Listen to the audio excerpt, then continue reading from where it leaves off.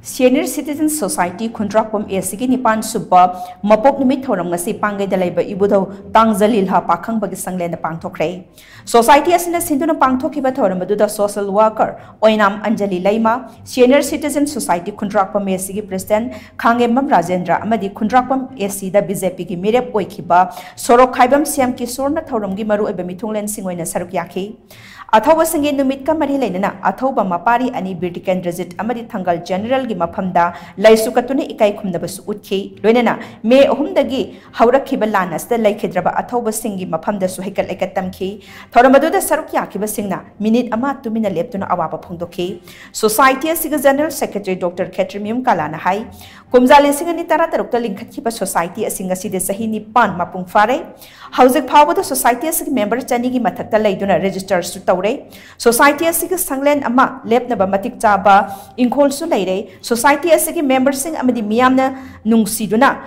panglakpa amadi katpirakpa kayana ngasti all as home amasu sanaba thorang taure miyoi kunmanga rom leiba yagadaba home asida awaba taraba ahallaman sing amadi mayumda yengbinaba kanasu leitraba ahal sing asi home asida thamduna makhoibu mateng pangnaba hotnagani haina makna makha takhe We society huge members here. Chani ki matakta leire. Aduga apaina lamju phange. Why you have lam phal iski. Marak leba. So mui maning leba lamju apoi ole sport chana apoi thrang tujari. Apoi lamju leire. Society resta jo apoi 2016 de tawjarabani.